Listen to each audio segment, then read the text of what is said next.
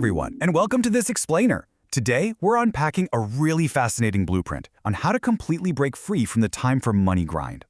If you've ever felt like you're working constantly but not actually building lasting wealth, the sources we're digging into today offer a definitive, mathematical path to change that entire trajectory. So why do the rich just keep getting richer while the rest of us just get older? It's kind of a gut punch of a question, right? We literally all have the exact same 24 hours in a day. Yet some people build massive, compounding wealth, while others spend decades exhausting themselves on a treadmill, running faster but staying in the exact same financial spot. The difference isn't just about working harder.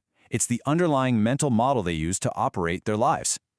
Okay, let's dive into this. We're going to break this down into a really practical 5-part roadmap. 1. The linear trap.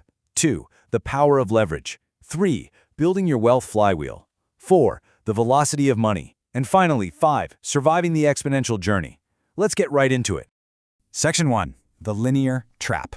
The reality is that the vast majority of us have been taught and honestly are currently stuck in a fundamentally flawed model for building wealth. Think about it like this: linear growth versus exponential growth. Linear growth is steady. You work an hour, you get paid for an hour. But there's a hard ceiling there because, frankly, your time is finite. Exponential growth, on the other hand, that relies on compounding. The gains you make today multiply tomorrow. It's highly scalable because it completely breaks the link between your time and your output. Which brings us to the number 60, the classic 60-hour work week trap. You can grind for 40, 60, or even 80 hours a week, but eventually you literally just run out of hours. When your income is strictly capped by your physical presence and your labor, you hit the ceiling. You can't magically work 1,000 hours in a week. So, the crucial point here, as entrepreneur Naval Ravikant so perfectly puts it, you're not going to get rich renting out your time. You must own equity to gain your financial freedom. That right there is the essential paradigm shift.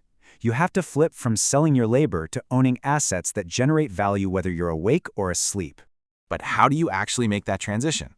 That brings us to Section 2, the power of leverage. Leverage is the absolute key to decoupling your effort from your results. Naval outlines 4 types of leverage. Labor and capital are the old school forms. They're permissioned, meaning somebody has to actually agree to work for you or a bank has to agree to loan you money. But the newly rich, they are using the bottom 2, code and media. These are permissionless.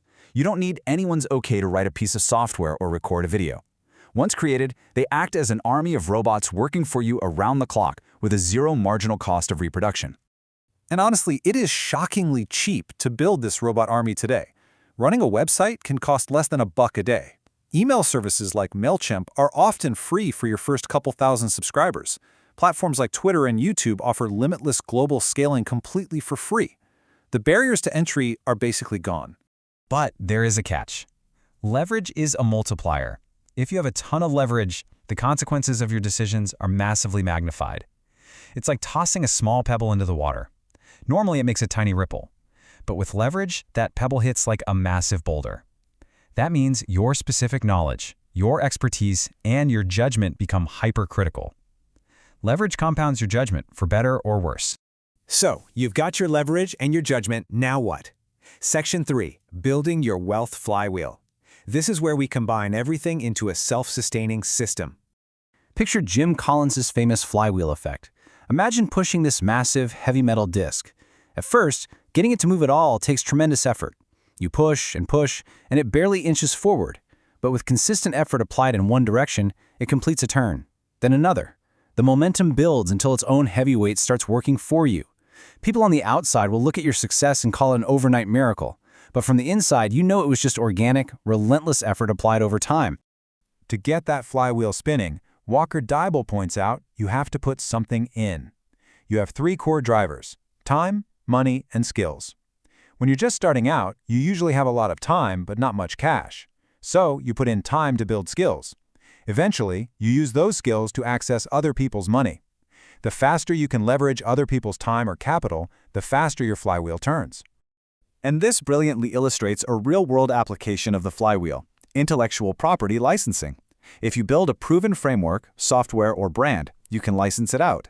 You stay in control, you keep ownership, but you grant others permission to use it. They pay you for the privilege.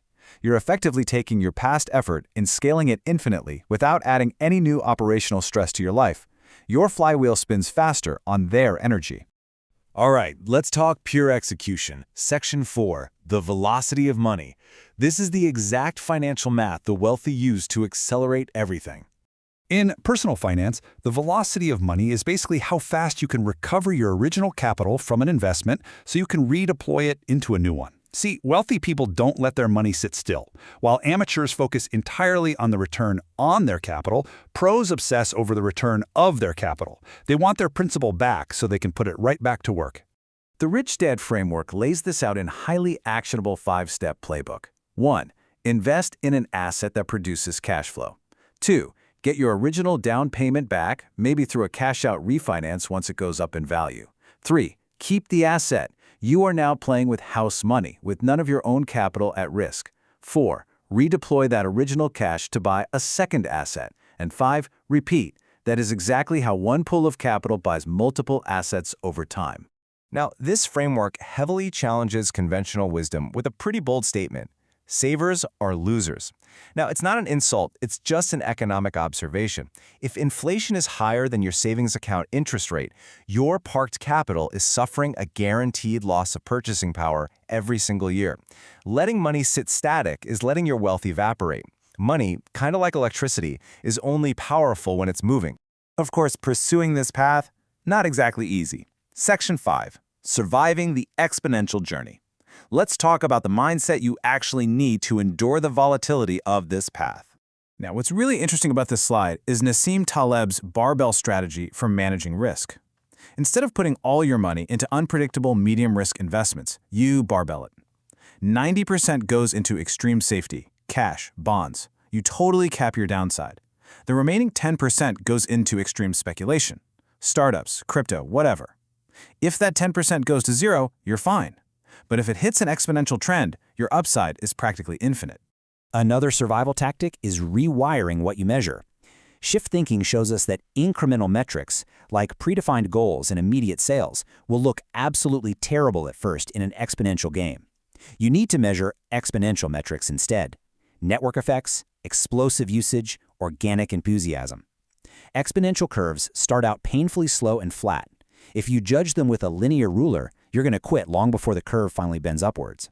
In fact, you have to be highly aware of these 4 gaps that make people panic and run back to linear methods. The vision gap, where the final destination is blurry. The expectations gap, where early progress feels way too slow. The metrics gap, where traditional KPIs completely fail you. And the resource gap, where you have to prep for scale before the scale actually arrives. Navigating these takes immense patience and conviction. So, bringing it all together.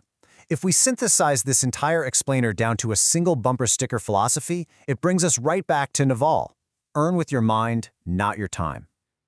Your time is strictly linear, but your mind, your judgment, your code, your media, and your assets, those are exponential.